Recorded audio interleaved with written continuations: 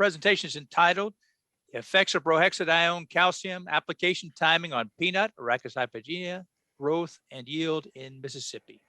Anna, thank you for being here today. Thank you so much for that introduction.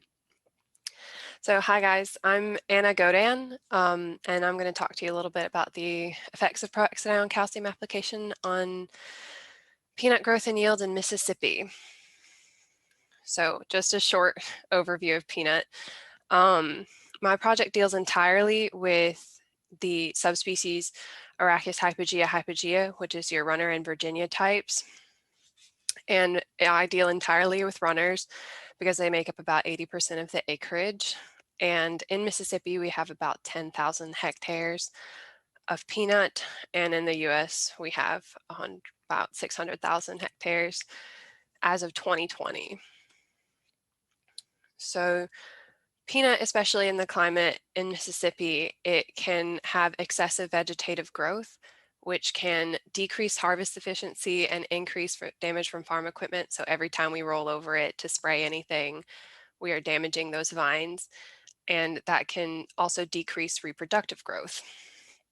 And this excessive vegetative growth is commonly managed by plant growth regulator Prohexadione calcium, which I will call Prohex from now on, so you don't have to hear me say Prohexadione calcium over and over again. So about Prohex, it is a plant growth regulator used to manage vegetative growth, and it's used in apples and sweet cherries and some grasses. And it decreases internode length by inhibiting the synthesis of gibberellins, the plant hormone that stimulates stem elongation. And it is used to manage internode length and aids in harvest efficiency, decreases machine damage, and increases reproductive growth. So everything that we had problems with before, they're using Prohex to manage.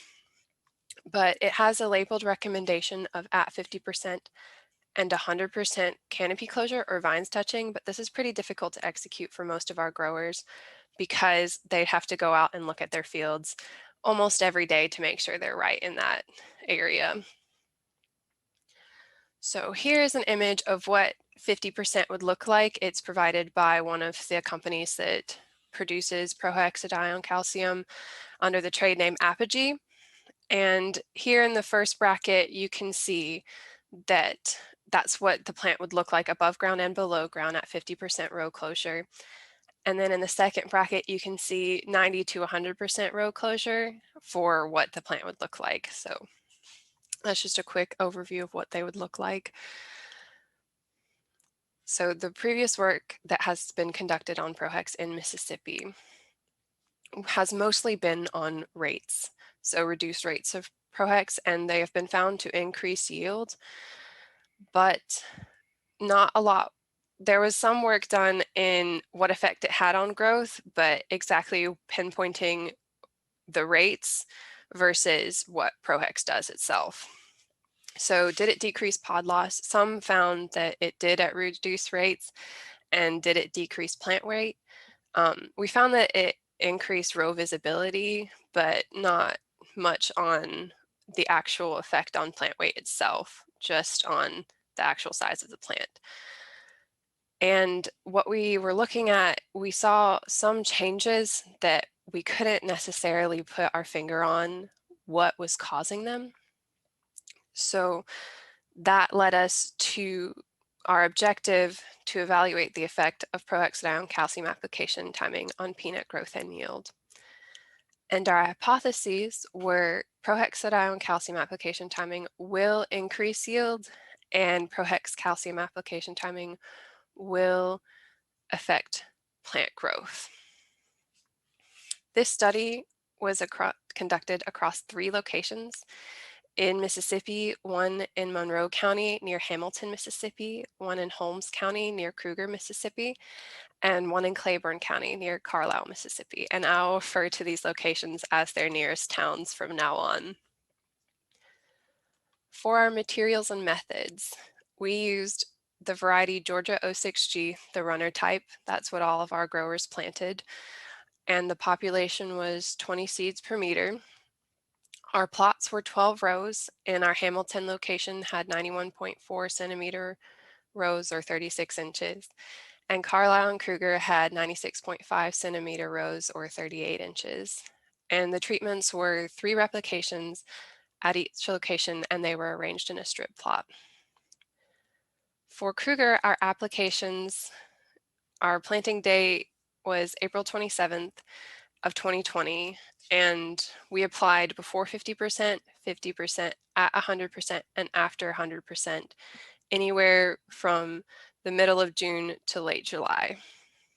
And we applied with a tractor-mounted sprayer with a 6-row boom, with a roller pump, and our nozzle was a ULD 120-025, and it was calibrated to deliver 187 liters per hectare at 276 kilopascals. For Carlisle, it was planted May 4th, and our applications were on the same days as Kruger usually, but we applied at before 50%, at 50%, at 100, and after 100% as well here. And we had a tractor-mounted sprayer with a 6-row boom and a roller pump and the same nozzle, and it was also calibrated to deliver 187 liters per hectare at 276 kilopascals. For Hamilton, it was planted on the same day as Kruger, April 27th of 2020. And our applications ended up being about 2 weeks after the rest of them. So our before 50%, 50% at 100%, and after 100% all occurred from late June to late July. And we use the same sprayer as well. So at Carlisle and Kruger, we had 6 treatments, our control being just Dynapack, which is a methylated seed oil and urea ammonium nitrate mixture, because Prohexadione's labeled recommendations are to tank mix it with a surfactant and a nitrogen source.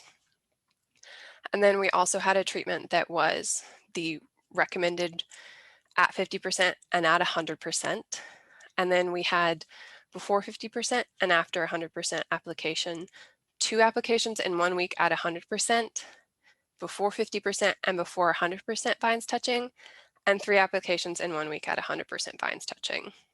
So we selected each of these timings to replicate what could happen if a grower is going out to their field and saw that it's close enough to 50% or it's close enough to 100%, or if they forgot for most of the season and then went out there and it's already at 100%, how should they apply? And everything was applied at the recommended rate of 140 grams AI per hectare. Now here is a satellite image of one of my fields. This is Kruger, and this is an example of what my plots would look like. So this is our first replication, and each of those colors represents one of our treatments. And the strip plot design for each of the following replications, we had randomization within them.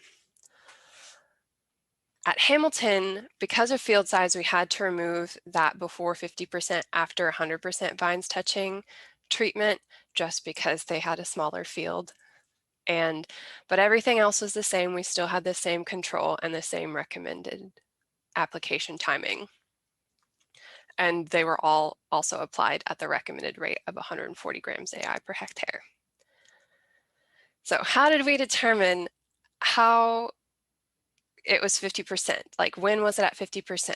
I used an app called Canopy, where we would take a picture of the rows themselves, and it would convert anything that was green to white and anything that wasn't green to black, and then it would calculate percent white to black. So this is actually a picture of my field, Kruger, at our 50% application, and you can clearly see that the rows aren't touching yet. And this is Carlisle at our after 50% application. It was at 77.25% row closure. And you can see that it's closed in a bit in comparison to what Kruger looked like. And this is Hamilton at our 100% application, and you can see a couple of black specks on the black and white image. That's where you can see there's still some spacing in between the rows. And this is Hamilton at our after 100% again, and there are a couple, like very few black specks in that white picture. So they had completely canopied over. For data collection, we collected yield data at harvest for all of our locations. Kruger was October 1st, Carlisle was October 2nd, and Hamilton was October 19th.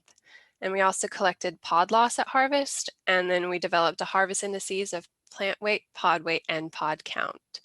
And everything was subjected to an ANOVA using RStudio and mean separated using Fisher's protected LSD at alpha equals 0.05, where significance was observed. So I'm going to set up this graph really like this because all of the rest of them will follow the same format. So on the y-axis, we have percent untreated control, and on the x-axis, we have Prohex application timing. So for all of these, our percent untreated control is everything was at 100%, and anything above or below that is a percentage of it. So anything above 100 means it performed better than the control, and anything below 100 means it performed worse.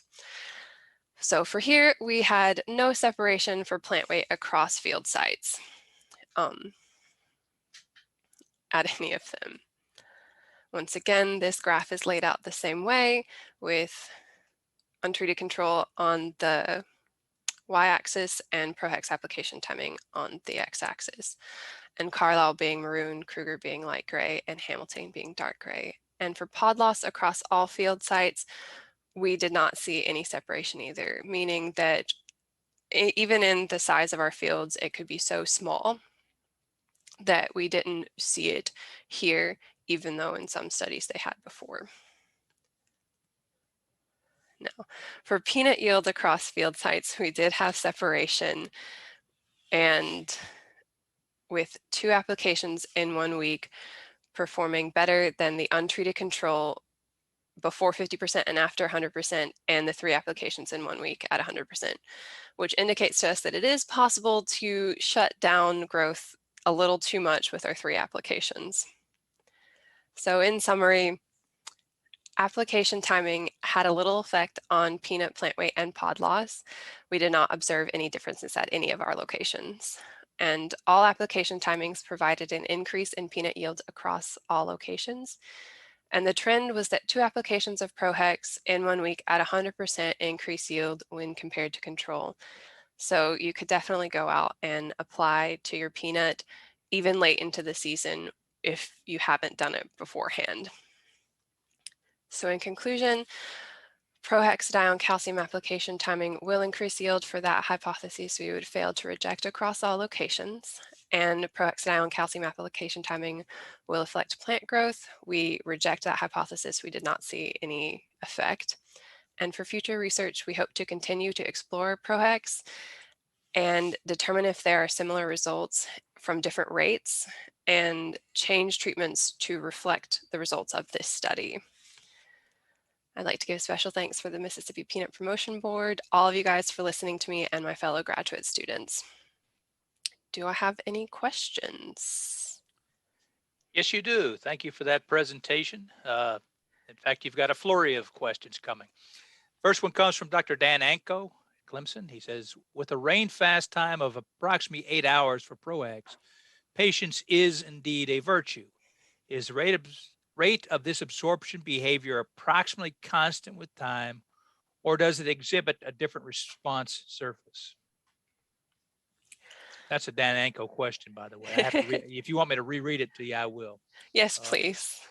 With a rain fast time of approximately 8 hours for Prohex, patience is indeed a virtue. I would agree. Is the rate of this absorption behavior approximately constant with time, or does it exhibit a different response surface? So does the absorption over time, is there different rates at which it's absorbed given the amount of time that it's been on the plant? So we haven't investigated the actual absorption rate of it, but that would be something that we could definitely look into for sure. Okay. I really appreciate that, actually. Next question comes from Dr. Tim Bertman. Did you observe any difference in incidence of any diseases due to treatments? If not, would you hypothesize which diseases might be affected by growth differences? So we didn't actually observe any differences in diseases across treatments. For most of our locations, they tried to select an area where they hadn't had a disease presence beforehand, but because of you decreasing vegetative growth, most of your diseases that would be a problem previously in your leaves or vines, and even for your pegging, I think that would definitely help with that. Yes. Okay. Thank you. And the last one comes from Dr. Scott Mumford. Why did you choose 50% row closure instead of 50% of lateral vines touching? So we picked 50% row closure instead of 50% of lateral vines touching because of the recommendation. So for vines touching, you can either go for so for lateral vines touching, when we applied at the field, I'm sorry. we selected row closure because of the contact that we have with our Prohexadione calcium provider, and that they said that row closure was what we were using more than lateral vines touching. So we were going with them. Excellent.